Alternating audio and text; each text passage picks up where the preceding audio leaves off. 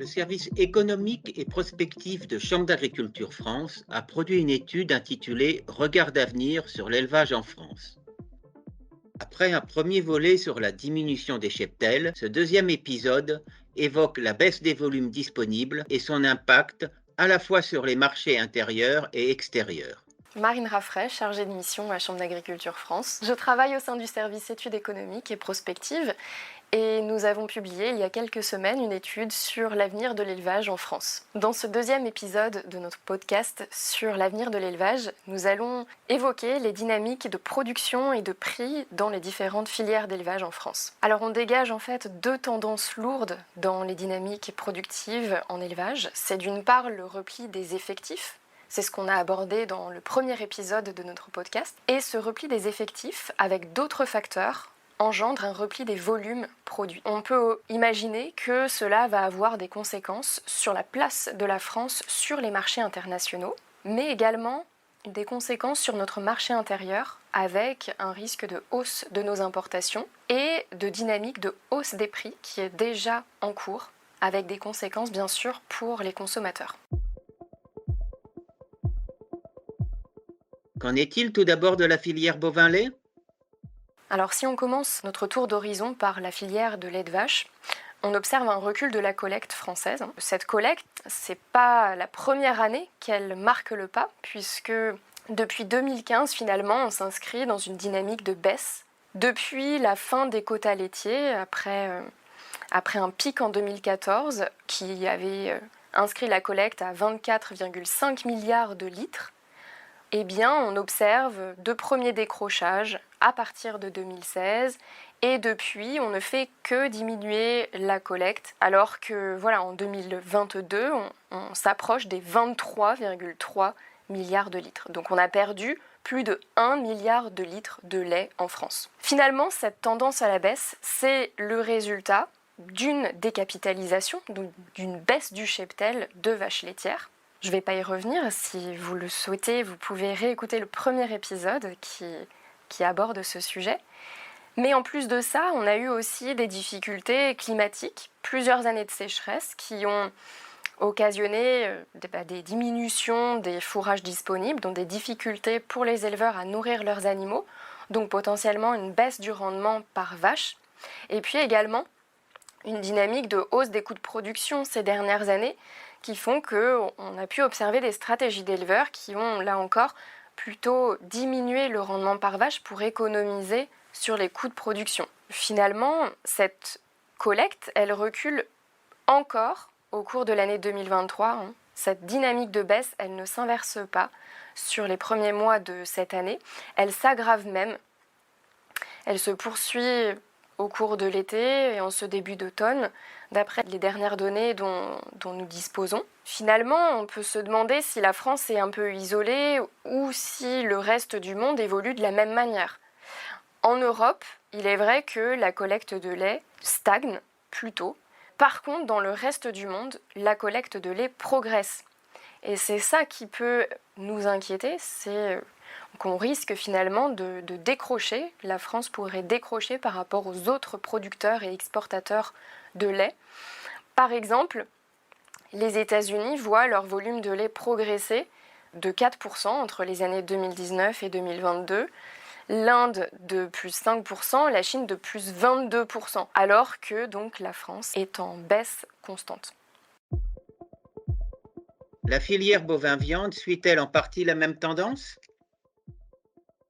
Là encore, on est sur une dynamique de baisse, continue depuis l'année 2018, avec une baisse du cheptel qui occasionne une baisse du nombre de bovins que l'on abat en France, mais aussi un poids par animal qui est plus faible. Donc là encore, comme pour le lait, on n'a pas un rattrapage de la baisse du nombre d'animaux par une hausse du rendement. Donc la productivité par animal ne permet pas de compenser la baisse du nombre d'animaux. Par exemple, entre 2021 et 2022, les volumes d'abattage ont diminué de moins 4% en France. Et à l'international, eh bien, là encore, l'Europe est en stagnation au cours des 5 dernières années. Par contre, avec des dynamiques qui sont assez contrastées entre des États membres comme la France et l'Allemagne, où les abattages diminuent, alors que dans d'autres pays, comme l'Italie ou l'Espagne, là on est sur une dynamique de hausse, respectivement plus 3% pour l'Italie et plus 5% pour l'Allemagne. Et donc dans ce contexte, de la même manière que pour le lait, on observe des marchés donc, avec une offre disponible qui diminue, donc une dynamique de prix orientée à la hausse. Constatons une embellie ou une baisse en ce qui concerne l'élevage porcin. Sur le marché du porc, on est de nouveau avec un cheptel en repli. On est autour de 12 millions de têtes de porcs en France sur l'année 2022. Mais le recul du nombre de porcs que l'on a en France s'accélère, tout comme ce que l'on a pu déjà observer sur les marchés de bovins lait et de bovins allaitants. Donc le rythme de baisse, il était à moins 3% entre les années 2020 et 2021 et moins 6% entre les années 2021 et 2022 en nombre de porcs. C'est une dynamique que l'on retrouve dans l'ensemble de l'Union européenne. Donc cela fait que la France ne recule pas en termes de rang sur le marché du porc dans l'Union européenne. Par contre, on peut souligner qu'il y a une exception dans ce paysage, c'est l'Espagne, qui continue d'augmenter son cheptel de porc et qui est en train de dépasser, par exemple, l'Allemagne, qui était le premier pays. Les abattages en France de porc reculent moins en volume qu'en nombre d'animaux. Et la filière a pu bénéficier de prix qui sont orientés à la hausse, étant donné l'offre limitée sur l'ensemble du marché européen. De façon récurrente, notre production ovine est déficitaire par rapport à notre consommation. Y a-t-il une évolution à ce sujet? Sur les marchés des ovins, nos abattages d'agneaux sont de la même manière en chute libre depuis une vingtaine d'années. On a observé entre l'année 2002 et 2022 un recul de moins 32% du nombre d'agneaux et de moins 29% en volume d'abattage. Donc c'est colossal. Dans le contexte de ces dernières années, avec vraiment une offre très limitée, les cotations des agneaux ont atteint presque 8 € par kilo en moyenne sur l'année 2022. Donc c'est une hausse de plus 18,5% par rapport à la moyenne des 3 dernières années. Donc assez phénoménal. Du fait d'une baisse générale sur le cheptel des agneaux européens, et notamment de l'Espagne, qui est un des principaux producteurs européens et un de nos principaux fournisseurs. Dans ce tableau un peu sombre, y a-t-il quelques productions en élevage qui font exception? Alors dans ce tableau général, on peut souligner 2 exceptions. D'une part, les marchés laitiers de brebis. Le marché du lait de brebis est en progression quasi constante ces dernières années. Donc c'est absolument une dynamique inverse de celle du marché du lait de vache. Alors certes, en 2022, la collecte de lait de brebis a reculé de moins 2,5% par rapport à l'année précédente, mais la dynamique générale sur ces dernières années est orientée à la hausse. Et de la même manière, le lait de chèvre est également en progression depuis 2014.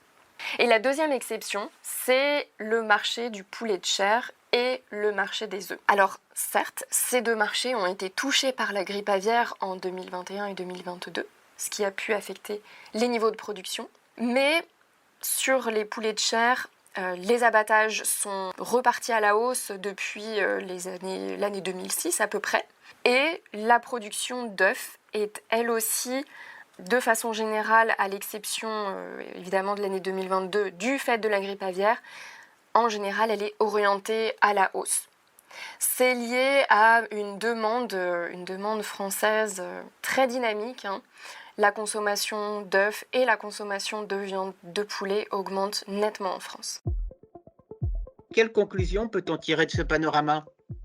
Donc pour conclure, On peut dire que ce panorama des dynamiques de production des filières animales a plusieurs tendances communes. D'une part, un repli des effectifs et des volumes que l'on produit en France, et d'autre part, un risque de perte de rang de la France dans les marchés mondiaux des produits d'origine animale. C'est important à souligner parce que la France occupe une place non négligeable dans ces marchés mondiaux. On est un exportateur important sur plusieurs des marchés des filières animales. Et donc, le fait que l'on recule en termes de production et que plus généralement l'Union européenne recule également, cela va participer au renchérissement des cours des denrées animales en France et à l'international, et donc avec des conséquences pour le pouvoir d'achat des consommateurs et potentiellement une hausse de nos importations pour répondre à une demande des consommateurs qui certes diminue sur certaines viandes par exemple, comme la viande bovine, mais de façon beaucoup moins rapide que ne diminue le rythme de production. Retrouvez l'intégralité de l'étude prospective Regard d'avenir sur l'élevage en France sur le site internet de Chambre d'agriculture France, chambre au pluriel, -agriculture.fr, dans la rubrique Publications.